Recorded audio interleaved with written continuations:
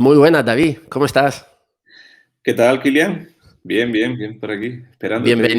Bienvenido a este podcast, el contenido que te mueve de Will of Roy. Me da una especial ilusión tenerte por aquí después de tantos años especulando y tú pinchándome oye, haz algo con tu vida de marca personal y de influencer. Sí, sí, esos consejos que se dan y después no se da ejemplo, ¿no?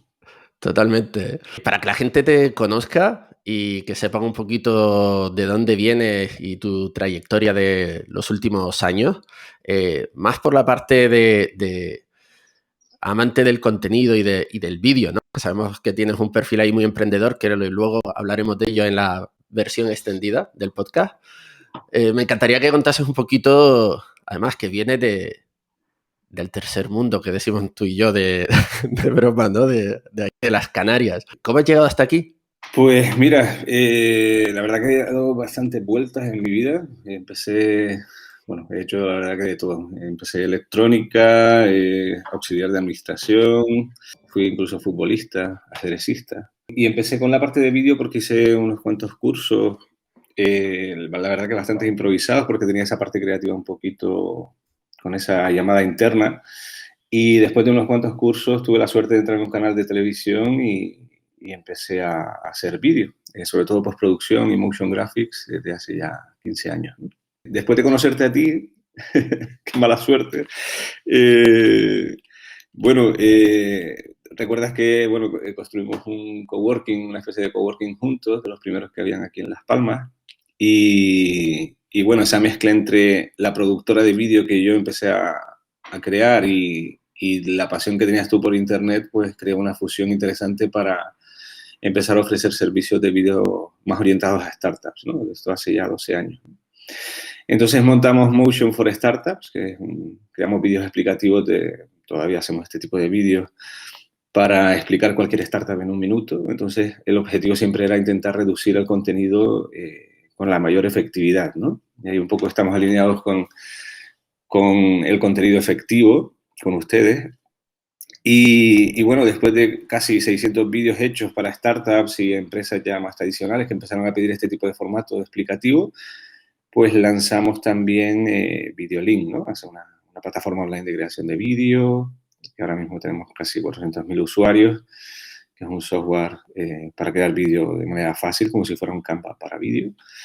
Y bueno, he aprendido mucho del mundo de SaaS, he aprendido mucho contigo también en el camino, ¿no? Donde nos hemos apoyado mutuamente y ahora, bueno, con nuevas aventuras y nuevos productos, ¿no? Que es un poco el foco que quiero hacer hasta ahora, es intentar llevar y hacer foco en los próximos 10 años en construir software as a service. La verdad que esta nueva faceta tuya de que Venture Builder, ¿no? Que se te viene, me encantará hablarlo luego en las reflexiones que tendremos como te decía antes, ¿no? Hay algo que tiene que saber la audiencia, que hay un término que acuñaste hace muchos años, el de emprendigentes, que, que me encanta. Pero de eso hablaremos al final, ¿no? Para los que se queden hablaremos de la Bueno, emprendigencia, ¿no? Que me encanta ese término. Justo, o sea, llevas años y años con el vídeo. Recuerdo cuando nos conocimos que estábamos friqueando con el 3D, con Renascent, ¿no? Ese crack holandés, ¿no? Que hacía motion gráfica a otro nivel, ¿no? Y friqueábamos con el motion graphic esos primeros After Effects, Cinema 4D y toda esa parte muy friki, ¿eh? Pues nosotros venimos como de lo crear contenido desde abajo, manchándonos las manos de verdad, ¿no? Y ahí es donde creo que hay una faceta en la parte de creación de contenido eh, que a lo mejor puedes tener un punto de vista muy diferente a otros, ¿no? A un blogger, por ejemplo, ¿no? Entonces me encantaría saber un poco para ti qué es un creador de contenido, qué habilidades crees que debería tener y cómo lo entiendes tú. Bueno, la verdad que es un concepto bastante abierto, pero yo lo veo como alguien que quiere enviar mensajes con la mayor efectividad posible y con la mayor frecuencia y el menor esfuerzo posible, ¿no? El tema ahora, por ejemplo, de redes sociales, el foco, el objetivo que tenemos nosotros con algunos de los clientes o siempre hemos tenido es intentar optimizar lo complicado que es crear vídeo e intentar crear un hábito recurrente sin esfuerzos, ¿no? Básicamente porque, como tú sabes y lo sabes muy bien, llevo machacando ese concepto bastante tiempo Y bueno, al final del tiempo me ha dado la razón con TikTok, Instagram, etcétera. Al final la gente con un clic empieza a grabarse y sin miedo a la calidad que pueda lanzar, al final lo que hacen es generar frecuentemente contenido, ¿no? Y creo que ahí es donde está la clave, ¿no? Intentar crear mucha frecuencia y parametrizar cuáles son los mejores resultados, ¿no? Analizarlos con la calidad suficiente e interpretar bien los datos también, porque eso es un arte, para poder después hacer foco en el contenido que más efectividad ha tenido, ¿no? Y nosotros que venimos un poco de la parte de inbound también, pues esa estructura de pillar page también se puede llevar para vídeo y estructurar mentalmente cómo hacerlo unos pilares generales de contenido y a partir de ahí puedes crear subpíldoras de una manera frecuente, ¿no? O sea que ahí yo creo que hay un framework interesante y es a donde está evolucionando todo, ¿no? Recuerda cuando se hacían spots de televisión, hacías un spot de televisión y te gastabas 300.000 euros en un vídeo y después lo ponías en redes sociales y no funcionaba, ¿no? Desde ahí venimos, ¿no? De esa base, ¿no? Y ahora creo que hay un reto mucho mayor y es pensar en ese spot grande, pero dentro de una estrategia de contenido frecuente con micropíldoras, ¿no? Ya sea en la parte de vídeo o micropíldoras para redes o incluso para integrarlo en las webs y ayudar en conversión, etcétera, ¿no? Entonces, siempre un poco el contenido creo que viene desde la compra hacia atrás, ¿no? No desde la atracción hacia la compra, ¿no? Por eso estamos ahí un poco intentando analizar del final del embudo hacia arriba, ¿no? No al contrario. Pues justamente la parte esta que comentas, que muchos no conocerán, esa estrategia de contenido para ser consistente y poder tener material e ideas, ¿no? Y desbloquearse creativamente para la creación de contenido. Yo lo descubrí por ti, el concepto ese de pilares de contenido. Me encantaría que contases un poquito de qué se trata y cómo podríamos aplicarlo para nuestro negocio o a nuestra marca personal, ¿no? Pues me resultó muy interesante y la verdad es que ayuda mucho, ¿no? A planificarte a futuro, ¿no? Y no tener esos bloqueos de, bueno, ¿y ahora de qué hablo y qué publico en mis redes como empresa o como marca personal?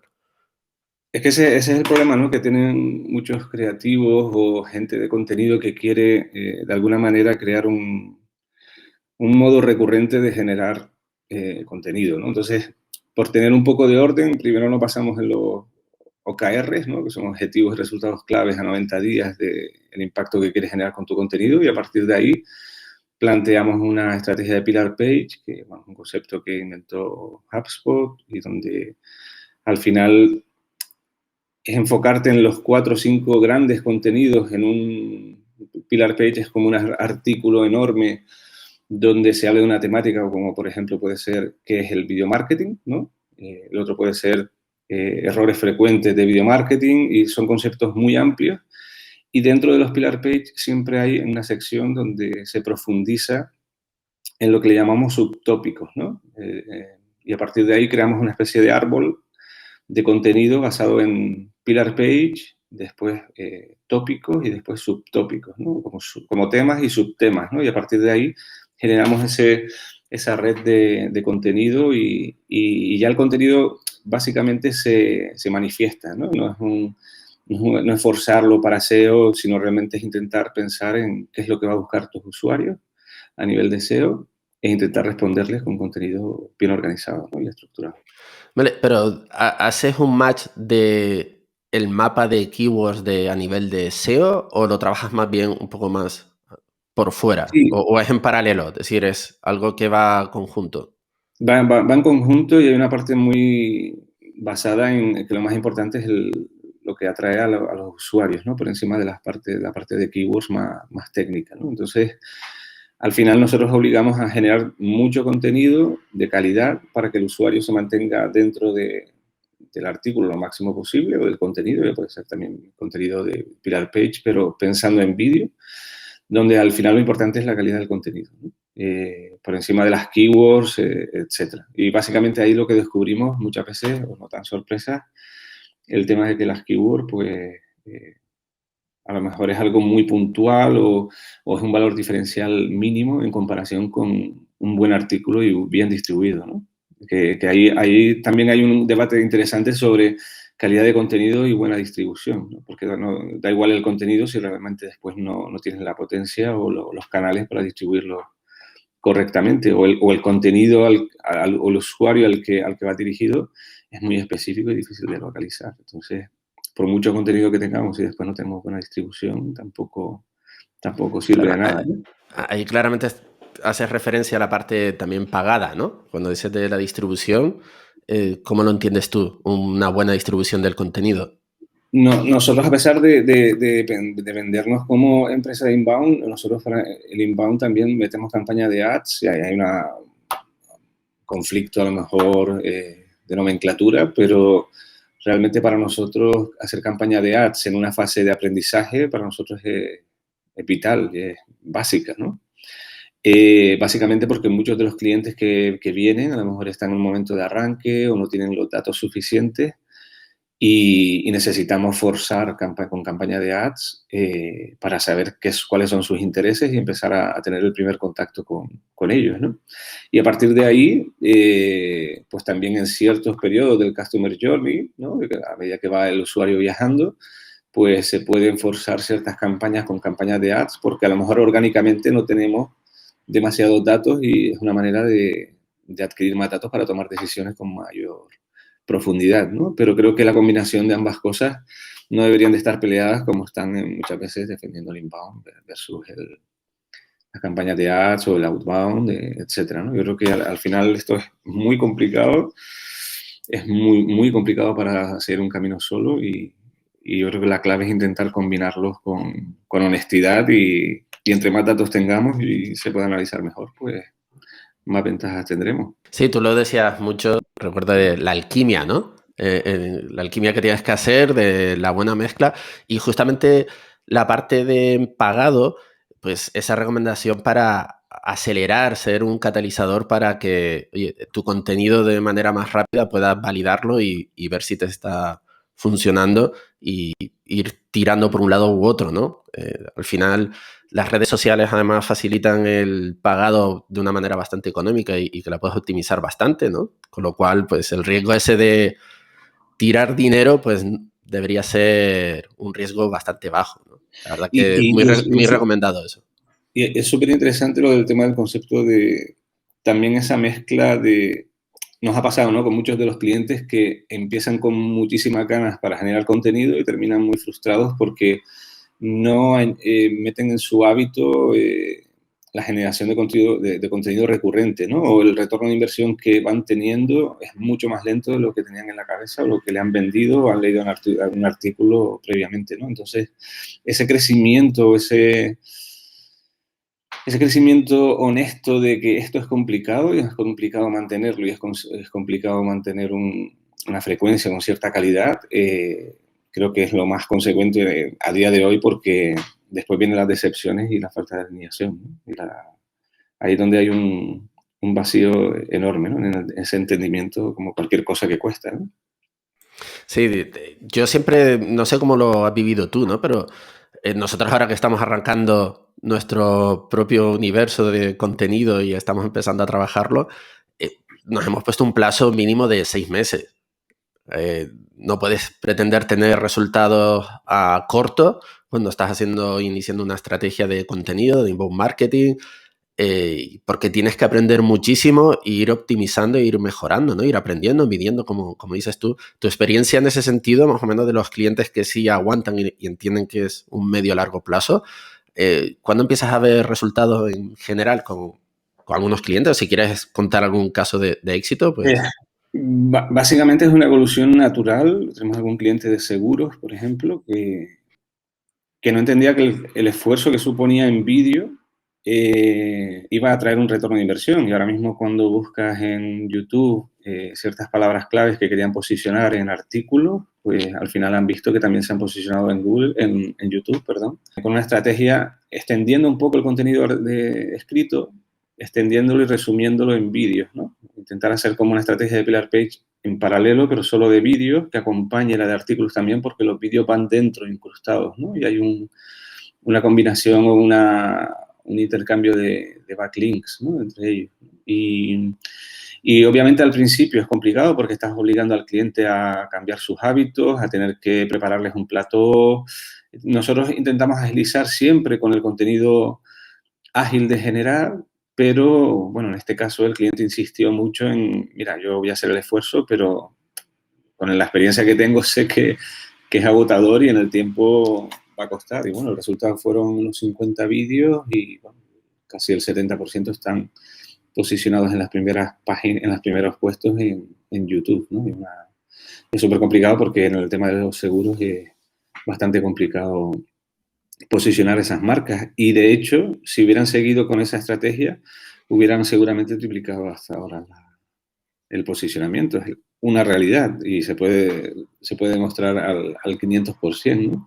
El tema entonces, claro, dices los 6 meses, pero basándote un poco en tu esfuerzo personal, pero no en el del mercado, ¿no? Es decir, cómo vas a competir con el mercado y cómo la competencia está poniéndose un objetivo a 2 años y con mayor intensidad, mayor frecuencia. Entonces, está todo muy complicado como para obtener resultados. Entonces, Claro, yo ahí creo que es un poco, perdona, David, el miedo de invertir tiempo y dinero y recursos y esfuerzo para obtener resultados cero, ¿no? Es decir, lo haces con la intención de al menos ir generando crecimiento orgánico en redes o en tráfico en la web y vas claro. generando leads, ¿no?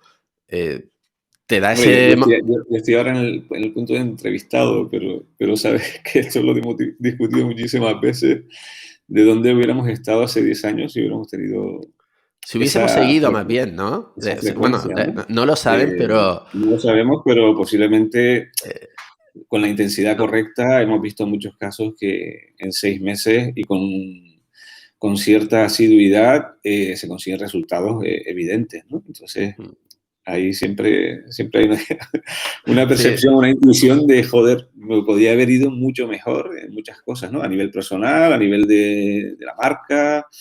Uf, estoy seguro que los resultados hubieran llegado antes, ¿no? sí, Mucho más solo. esto es un poco off topic, ¿no? Del tema, pero para que los que nos escuchan lo sepan, David y yo hace, pues no sé, 15 años, ¿no? Con live stream era, ¿no? Que recuerdo que le dábamos caña a hacer directos con un live stream. Cuando no estaba Twitch, ¿no? Cuando no existía Twitch, hacíamos webinars, ¿no? En O directo. laboratorios, ¿no? Que era Sí, compartir la sí. pantalla, los Tu procesos colaboratorio, creativos de los... sí. David hacía eventos en su oficina, ¿no? Invitabas ahí a profesionales a contar su historia y recuerdo yo dar una formación online de HotSuite cuando nadie estaba publicando con herramientas, ¿no? En redes sociales. O sea, que venimos ahí, lo que pasa es que luego nos liamos, ¿no? Que ese es el... Da para otro tema, Sí, ¿no? sí. Eso luego lo hablamos, la empetencia. Oye, pues David, a ver, tengo que preguntarte sí o sí respecto al vídeo eh, como herramienta para potenciar las emociones, ¿no? Yo creo que es el formato rey y me encantaría entender mejor cómo podríamos decirle a los que nos escuchan cómo deberían apostar por ese vídeo, qué estructura debería tener, algún truco, pero sobre todo es la parte emocional, ¿no? ¿Cómo ves tú ese tipo de vídeo emocional versus más racional? Que nosotros mismos hemos tenido ese debate, ¿no? Sí, el debate siempre ha sido yo creo que el comienzo es empezar a preguntarte por qué, ¿no? ¿Por qué tienes que hacer un vídeo, ¿no? Entonces, a partir de ahí, si es porque quiero aumentar la tasa de conversión, quiero aumentar eh, la conversión de carrito de la compra a final, o yo, por ejemplo, cuando hablo de inbound marketing, hablo de que cada vídeo debería estar enfocado a cada una de las fases del funnel, ¿no? En el caso de un vídeo emocional, yo soy mucho de que lo emocional sea para que los usuarios te recuerden 2 semanas después, ¿no? Con ciertos mensajes, valores añadidos y, bueno, la frase famosa esa de da igual lo que digas, lo que opines, etcétera, sino que te recordarán siempre por lo que sientes, ¿no? Entonces, todo lo emocional obviamente llega con mucha mayor efectividad y perdura en el tiempo con mayor efectividad. Entonces, a nivel emocional, lo que es el salto de branding o lo que están haciendo ahora, por ejemplo, con el vídeo de ustedes, ese salto emocional y la discusión que teníamos al principio era emoción versus conversión, ¿no? Es decir, intentar resolver un problema concreto o resolver un problema de branding o de autoridad o de posicionamiento de la marca, ¿no? Obviamente, con la parte emocional, el branding automáticamente se ve reflejado, ¿no? El aumento de branding, de credibilidad y posiblemente aumente la conversión también, ¿no? Entonces, como te decía antes, yo soy mucho, y depende un poco de la estrategia, ¿no?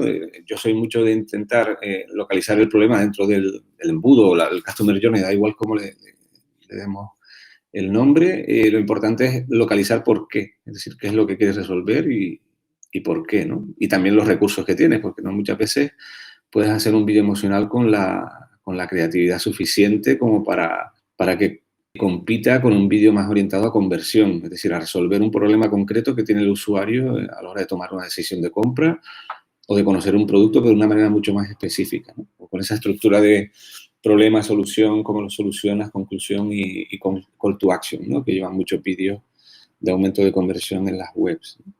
También si van a hacer una campaña de ads, si van a hacer después una estrategia de pillar page, puede el vídeo emocional ser como la base de esa estructura y tiene todo el sentido pensarlo bien porque muchas veces hay un aumento de presupuesto considerable y hay que analizarlo antes de tomar una decisión. Y yo prefiero ese presupuesto de un vídeo emocional donde cuando digo emocional significa que creativamente puedes tener un golpe de suerte, pero cuando quieres dar un salto de branding de verdad, como el que están haciendo ahora con el vídeo nuevo de Roy, hay un esfuerzo detrás importante. Entonces, yo prefiero hacer pequeños esfuerzos para sacar conclusiones y decir, vale, pues con este tono voy después a hacer el vídeo grande porque sé que funciona, ¿no? Entonces, con un histórico es mucho más fácil decidir. El otro es tener talento como el que tiene. Muchas gracias, David. Ya que lo has sacado y estás hablando de nuestro spot, que ya, pues el que no lo haya visto va a poder entrar a nuestra web en willofroy.com/el contenido que te mueve o en nuestras redes sociales. ¿Qué te ha parecido? ¿Qué has sentido y justamente esa opinión desde fuera, ¿no? Porque nos has seguido y sabes nuestro histórico de prácticamente cero comunicación y cómo te has sentido al verlo y qué opinas.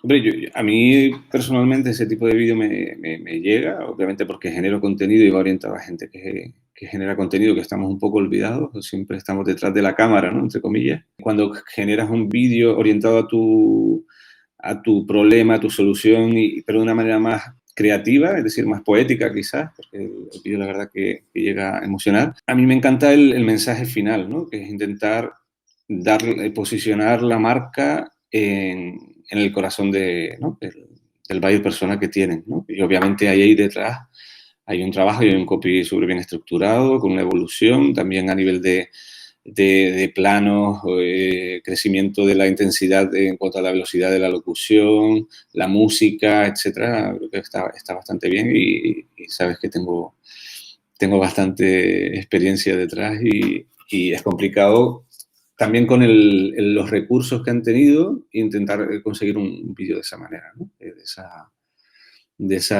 Con ese punto de emoción que roza el peligro, porque yo he estado en rodajes con 50 modelos, con un coste enorme, y si te quedas corto, pues siempre te quedas corto y siempre tendrás en la cabeza, tenía que haber hecho un vídeo explicativo, ¿no? Y en este caso creo que cumple completamente y haber manejado los recursos como lo han manejado y sabiendo las limitaciones también que tienen en cuanto a presupuesto, esfuerzo, etcétera, vamos, yo lo veo súper eficiente. Obviamente es mi opinión, ahora hay que medir, ¿no?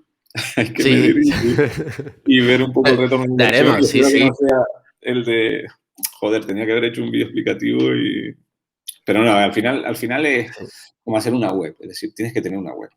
Tienes que tener un vídeo emocional, tienes que tener un vídeo que no sea vender, tienes un vídeo que transmita, ya puede ser también testimoniales o dependiendo un poco del problema que resuelvas, al final los vídeos deberían de estar. Obviamente el problema es que no hay presupuesto para todo, pero al igual que hay que tener una web, hay que generar contenido recurrente y hay que tener un vídeo que resuma en el menor tiempo tu por qué, ¿no? Y espero que está conseguido.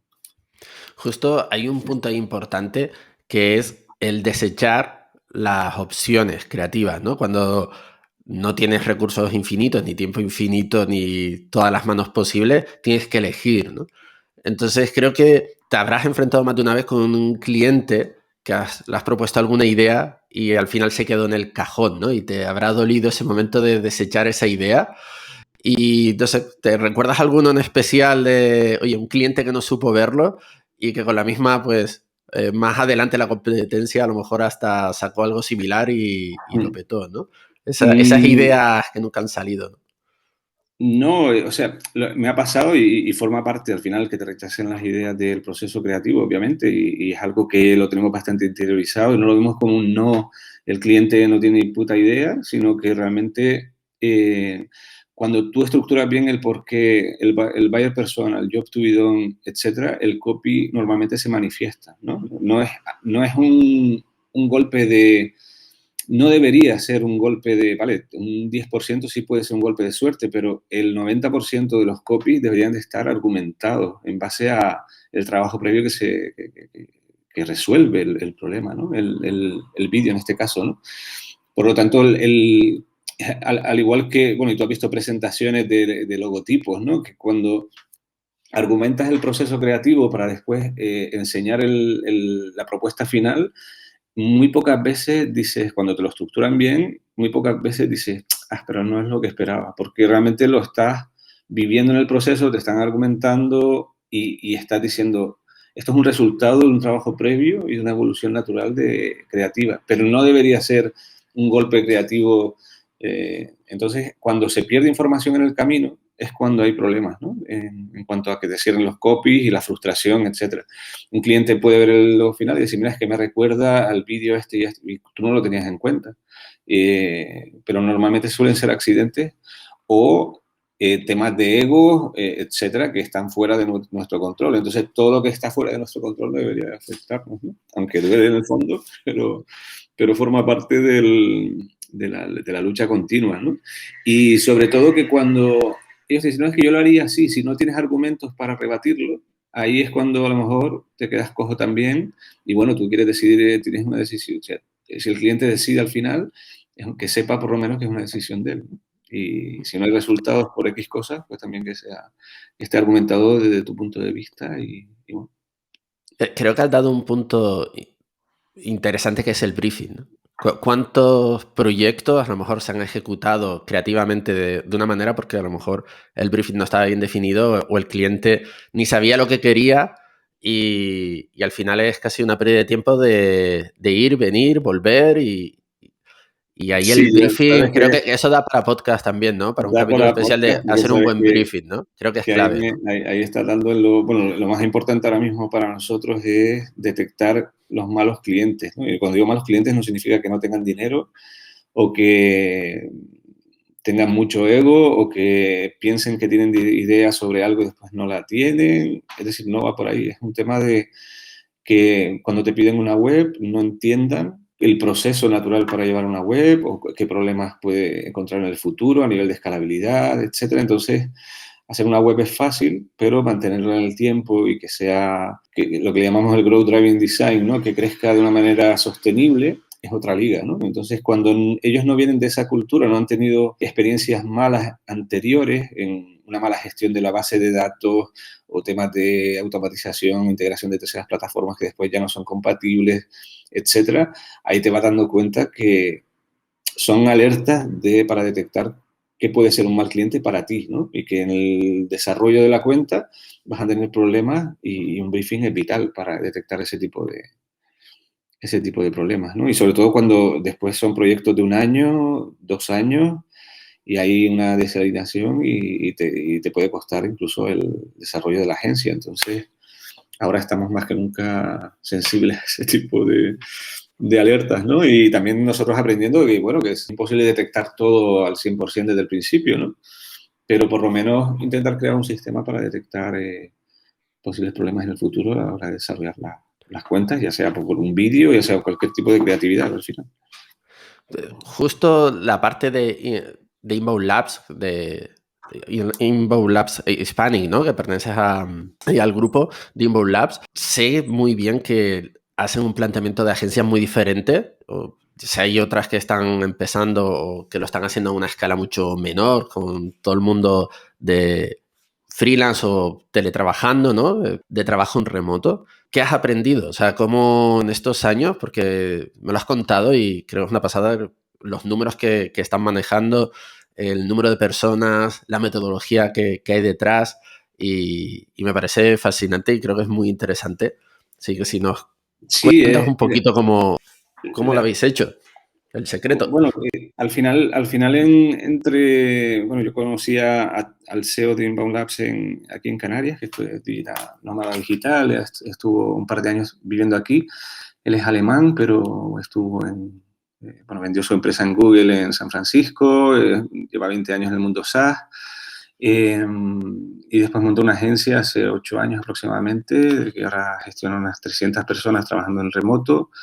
Y para mí creo que es el futuro de cómo gestionar una agencia. Ya era el futuro hace 4 años, ahora ya por el tema de la pandemia desgraciadamente se ha democratizado un poquito más, pero era el sistema que han gestionado empresas como GitHub o realmente no hay tantos secretos. Ahora es más natural, ¿no?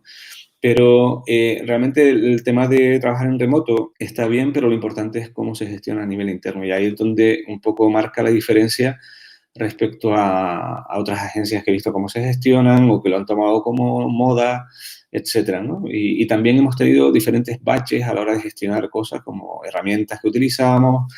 Hemos optimizado mucho los procesos, los onboarding, hay muchísimos detalles para montar una empresa en remoto y claro, con 8 años de experiencia, pues yo que me incorporé hace 4 años aproximadamente, pues aprendes muchísimo en todos esos procesos, ¿no? Y también aprendes mucho a nivel de ejecución, ¿no? Estoy con el CEO de Inbound Labs Alemania, con Estados Unidos y con Tim que lleva la global y aprendes mucho de esos perfiles más ejecutivos que te hacen ver las cosas de manera, con un prisma ya internacional y de expansión real, ¿no? Y lo bueno del remoto es que al final desde Canarias, que estoy aquí en Gran Canaria, me viene muy bien para estar con la familia y al final estás aspirando a clientes de todo el mundo sin ningún tipo de limitación mental, ¿no? Que es un poco lo que teníamos antes, pues que tenías que estar en Madrid, Barcelona, etcétera, y con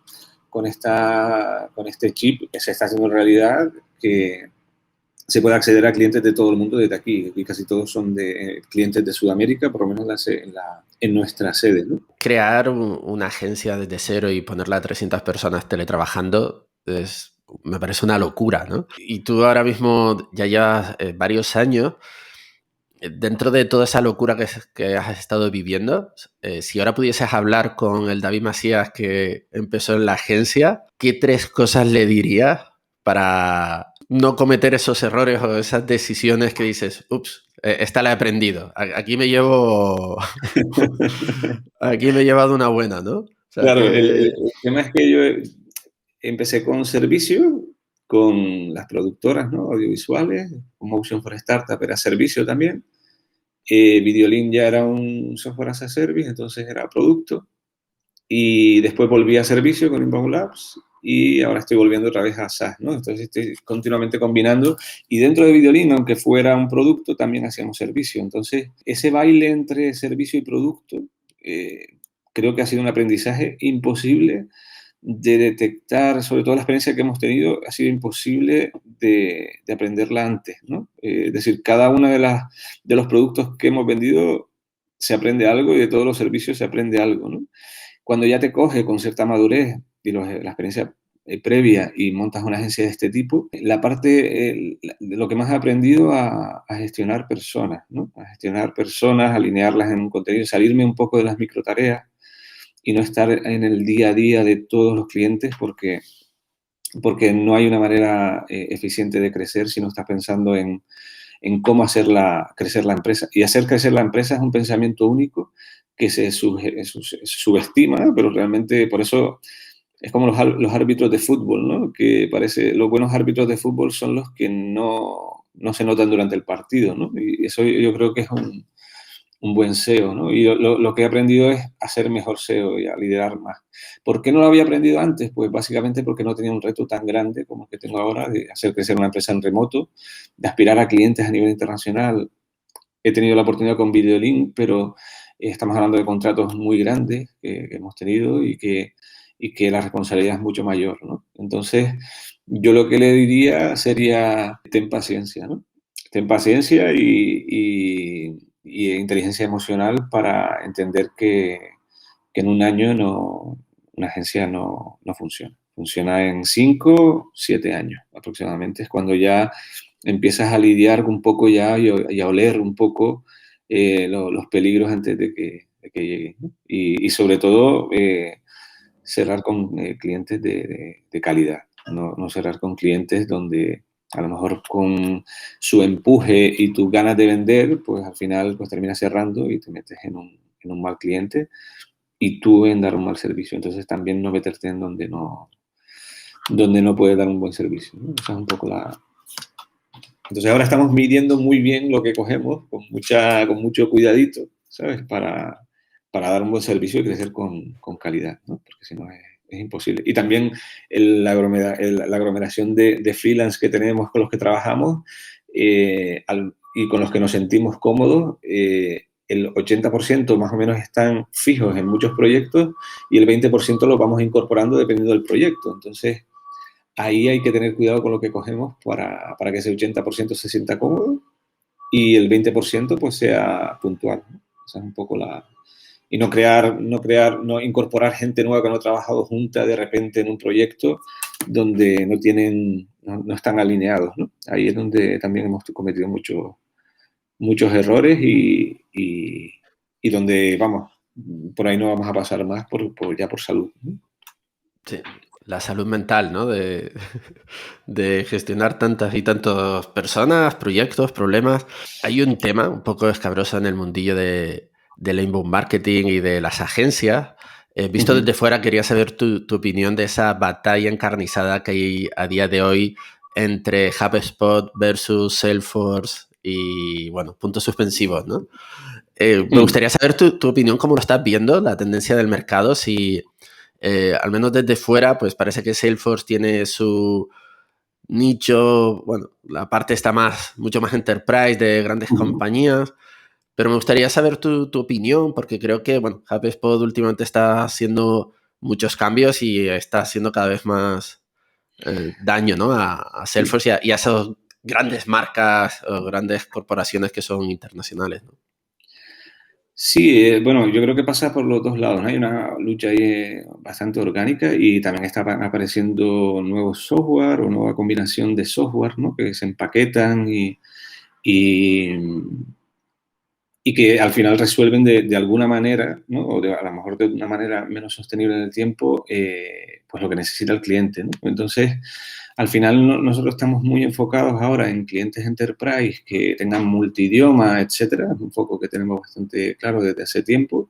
HubSpot también está luchando con Salesforce en la parte de enterprise, ¿no? Ha cogido un poquito más pero es una lucha, de verdad, que bastante orgánica porque hay mucha gente que viene quemada de Salesforce y gente que se va de HubSpot porque la agencia que tiene o el equipo a nivel interno que tiene no ve como suficiente la solución o la manera en la que hacen crecer la problemática que tienen, piensan que lo pueden resolver con otro software. Y el problema es cuando no tienes, y tú lo sabes, ¿no? Cuando no tienes un ingeniero previamente que te haga los planos y la casa se te cae a los 3 años, ¿no? Eso suele pasar y al final la culpa no es de la estructura, es del ingeniero que te hizo el inicio. Entonces, al final ese modo de pensar por encima de la herramienta es mucho más importante que la solución en sí. Por lo tanto, lo más importante es las agencias que están alrededor de HubSpot, por lo menos las que conozco, están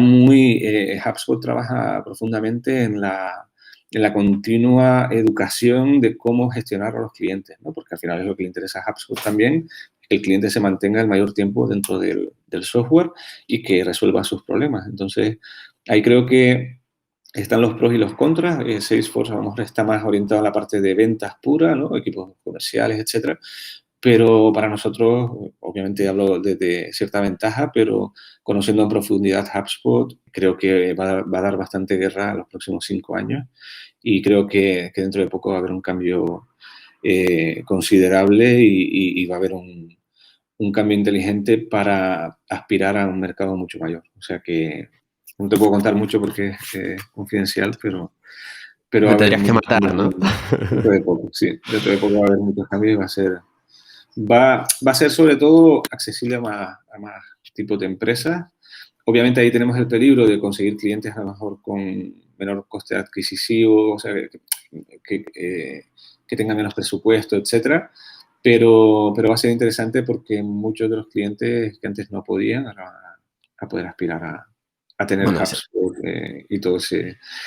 Y obviamente también, o sea, lo digo francamente, HubSpot, tú has construido software, sabes lo complicado que es mantener el tiempo y cumplir todas las expectativas de todos los tipos de clientes, pero viendo comparativas y nosotros haciendo comparativas, utilizando WordPress, utilizando Mautic, haciendo migraciones continuas, viendo cómo las bases de datos están mal estructuradas desde el principio por terceros software, por no tener ingenieros previos para hacer bien los planos antes de construir la casa. Al final es un problema de criterios, no es un problema de software, ¿no? Y de conocimiento. Y si no te rodeas bien por mucho software que tienes, al final es lo que dicen, ¿no? El Ferrari conducido por tu hijo de 5 años, ¿no? sí, Da igual. pasa con todas las herramientas, ¿no? Lo importante son las manos, ¿no? Y la cabeza que explota esa herramienta. Con las herramientas de diseño pasa lo mismo, ¿no?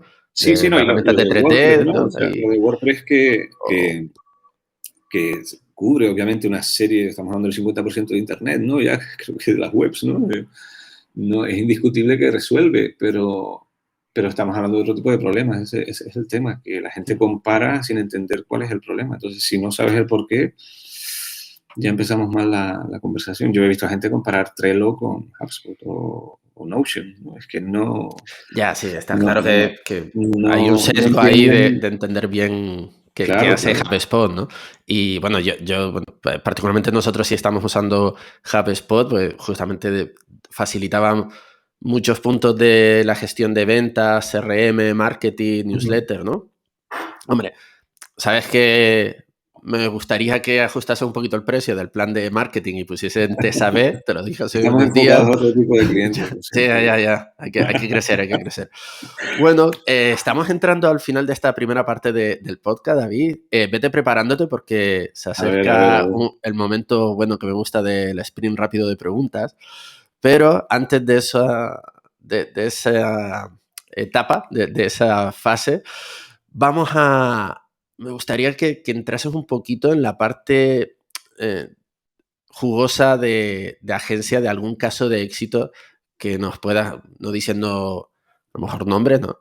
Pero algún caso de éxito y si puedes dar algún número, ¿no? De que hayas conseguido que coño, hayan aumentado sus ventas, su facturación o su tráfico o esa campaña que tienes ahí en ese punto de caso de éxito, ¿no? No sé si nos puedes contar alguna.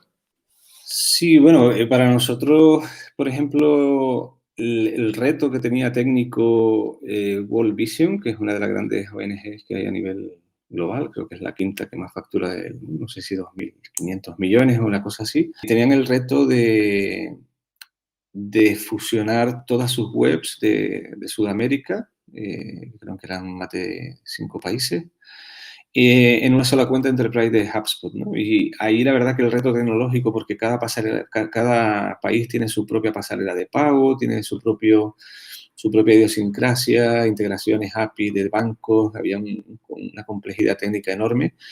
Y el lograr mantenerlos en el tiempo, casi 3 años desde que les hicimos el primer servicio, y que nos fueran hablando sede a sede desde un país a otro, para nosotros ha sido de los casos más sonados. Y sobre todo que la integración, a pesar de sus complejidades, al final se integraron todas en una cuenta Enterprise de HubSpot.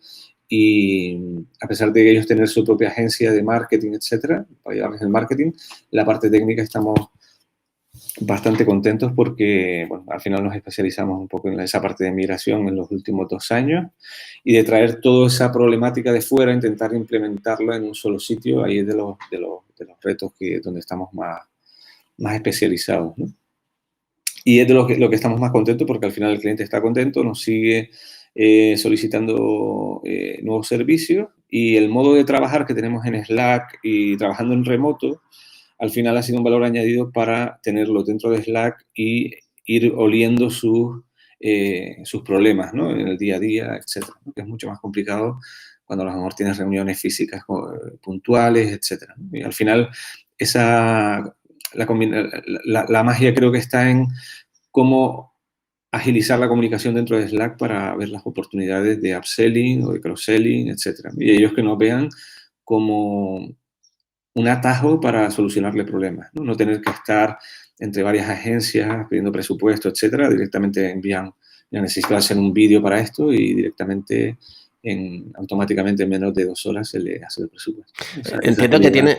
tienen el cliente en Slack y se comunican con él por ahí, eso ha agilizado todo, ¿no? Claro, Ah, y vale, después trabajamos con ClickUp también muy para la bien. gestión de los proyectos, ¿no? Y teníamos antes un paquete mucho más abierto con herramientas como Harvest, como Resource Guru para hacer el booking de personas, perdón. Teníamos Asana, al final lo hemos centralizado todo en ClickUp y prácticamente centraliza todo lo que necesitamos a nivel de herramientas, ¿no? En nuestro caso en particular, que sabes que esto es muy personal, ¿no? Y claro, la agilidad de poder hablar directamente en Slack es que el cliente automáticamente cuando tiene un problema, ya automáticamente dicen a ver si me lo pueden resolver en lo antes posible Inbound Labs, ¿no? Y también el tema de las zonas horarias. Tenemos personas en diferentes zonas horarias, de clientes de Sudamérica que están no sé, en México a 6 horas, pues obviamente ese poder gestionar esos problemas en el menor tiempo posible también ayuda mucho, ¿no? Sin duda la métrica de recurrencia es la mejor que se puede tener, ¿no? Nosotros tenemos uno de los objetivos y resultados claves que tenemos. Uno es la parte de aumento de satisfacción del cliente, ¿no? Es decir, la salud del cliente, detectar semana a semana cuáles son las quejas que han tenido o la parte buena que han tenido con nuestra experiencia, ¿no? Y eso semana a semana lo revisamos también para prever, ¿no? Cuándo nos puede abandonar, ¿no? En el caso de que no tengas un... Entonces, si lo haces todas las semanas, obviamente, pues tienes tiempo para resolver los problemas que están teniendo durante la semana, ¿no? Y así no te sorprende o por lo menos lo hueles a nivel de cash, etcétera, en el caso de que te abandonen en los próximos meses, ¿no? buen truco ese, sí. Nosotros a modo de SaaS, ¿no? La pregunta esa de NPS, de si nos recomendarías o la manera del uso de la herramienta, ¿no? Si es recurrente, pues tiene que ser un OKR, un KPI crucial que hay que medir. David, hemos llegado ya a la recta final. Se viene ahora un momento donde tienes que responder lo que piensas, ¿eh? O no pienses directamente y simplemente responde. Viene el momento de preguntas rápidas. Te voy a dar un minuto. Vamos a ponerlo 2 minutos porque Manu Guedes, que fue del episodio anterior, le costó un poquillo porque pusimos 1 minuto. Así que vamos a poner aquí 2 minutos esta vez. Así tienes unos segundos más de tiempo. Vamos a este espero rápido de preguntas. Luego, pues hay otra sorpresita más de una última pregunta que te vamos a hacer. Y terminaríamos esta primera parte del podcast, que se nos ha ido, como siempre, más allá de lo esperado. Ahí se suponía que íbamos a hacer podcast de 20 a 30 minutos, pero bueno, esto es lo que tengo que aprender a reducir aquí los tiempos. Y luego entraríamos en la versión extendida del podcast de reflexiones, ¿no? Que quiero hablar de ese aspecto tuyo del ajedrez y tu mentalidad de maestro del ajedrez, de cómo te ha ayudado, ¿no? en esa parte profesional y también de ese palabra emprendigente, para hablar un poquito ahí de emprendimiento y compartir un poquito más nuestras experiencias, ¿no? Así que bueno, vamos allá. ¿Estás listo, David?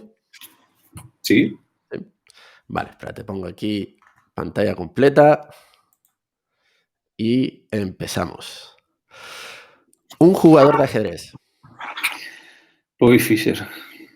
Un lugar para relajarte. Canarias. Una red social. LinkedIn. Una aplicación para recomendar. ClickUp. Una campaña de video marketing que te hubiese gustado hacer. $safe.com. ¿Guardiola que lo ganó todo o Zidane? Zidane. ¿Messi o Cristiano? Messi. Y soy del Madrid. ¿Vídeos de 15 segundos o de 30 o 60? Solo puedes elegir uno. 30. ¿Qué contenido has querido hacer siempre, pero aún no lo has hecho? Un blog. ¿Agencia que contratarías?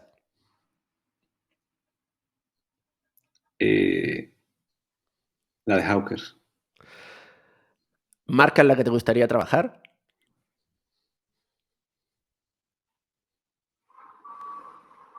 Stripe. Solo puedes invertir 1.000 euros en una red social. ¿En cuál? Facebook Ads, Instagram. ¿Lo peor de tener una agencia? La salud. ¿Lo mejor de tener una agencia? Lo mejor.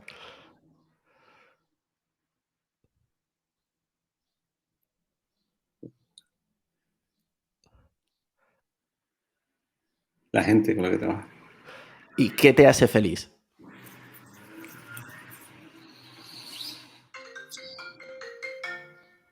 Aumentar la conversión. Esa fue muy buena. Oye, ahí en el tiempo, ¿eh? Has estado ahí. Bien, bien, bien, bien. ¿Qué te ha parecido? ¿No? ¿Muy Bien, dura? bien. Genial, sí. Cuesta un poco, ¿eh? Sí, Estás haciendo como, estás pensando, pero estás pensando, ¿y qué puede pensar la gente cuando lo diga, ¿no? Sobre todo el Claro, momento claro. de lo peor de una agencia es la salud, ¿no? Yo creo Eso no lo que... calcula el GPT-3, ¿eh? Eso no tiene velocidad. Oye, mira, podemos hablar de eso también luego, ¿eh? Justamente la parte de emprendimiento, pues quiero que hables también de tus nuevos proyectos que bueno, son súper interesantes. Pues falta ahora una última pregunta. El anterior invitado, pues nos dejó por aquí, pues una pequeña pregunta muy, muy rápida para que la contestes y luego podrás hacer tú una pregunta al siguiente invitado, que tampoco vas a saber quién es ni nada, ¿no? Vale. Entonces, vamos allá. Manu Guedes te preguntaba si te diesen ahora 1.000.000 de euros, ¿no? Imagínate con 1.000.000 de euros, imagínense todos con 1.000.000 de euros, ¿vale? ¿Qué harías con ese 1.000.000 de euros si solamente te dejasen gastarlo en el próximo minuto? Joder, qué bueno. Tienes 60 segundos para gastártelo. Tienes 60 segundos para gastártelo. Y te doy 3 segundos para que te lo pienses. Muy buena pregunta. Lo metería en Bitcoin. Te dije lo mismo, ¿no? Pero es lo más rápido, ¿no? Lo más rápido, ¿no? Ahí Lo más rápido Coinbase, comprar, ¿no? Claro. Qué especulativo, ¿no? Pues, David, te toca a ti hacer la siguiente pregunta. ¿Qué quieres saber o qué le preguntarías al siguiente invitado? ¿Cuál fue el momento o la situación? ¿Cuál fue el momento, lo que dicen el tipping point, ¿no? ¿Cuál fue el momento, la situación o esa persona que encontraste en el ascensor y cambió tu negocio, tu producto, tu forma de ver las cosas, etcétera? Qué buena reflexión, ¿no? Pero tiene que ser una persona, ¿no? O el momento. No, una situación, puede ser Una que un día... situación, ¿no? Puede ser alguna situación personal que te haya pasado, no de haber conocido a alguien. Sí, eso de repente Ese punto de no iba a inflexión, ir ¿no? a aquel evento y de repente fui y me encontré a no sé quién, al CEO de Google y me compró la empresa. Claro. En el ámbito profesional, ¿no? Sí. Sobre todo, ámbito profesional. Esa serendipia, ¿no? Que siempre hablamos, ¿no? siempre hablamos, ¿no? Oye, pues a los que hayan llegado hasta aquí, muchísimas gracias por escucharnos. David, ha sido un placer. Ahora vamos a seguir en la Igualmente, versión extendida, el que quiera aguantar. Espero que lo hayas disfrutado un poquito. Nada, gracias a ustedes. ¿Qué deciros lo de siempre, ¿no? Suscríbete, dale al like, puntúa este podcast, lo hemos disfrutado. Ahora vamos a la versión extendida, que estará en el canal nuestro de Vimeo, YouTube, en nuestras redes, y vamos a charlar, pues, oye, del cómo el ajedrez te ayuda a pensar y ayudarte en los negocios, la emprendigencia y los próximos proyectos que David está, que uno de ellos es una pasada relacionada con inteligencia artificial, GPT-3 y creación de contenido. Así que, oye, un placer, David. Gracias, Kilian.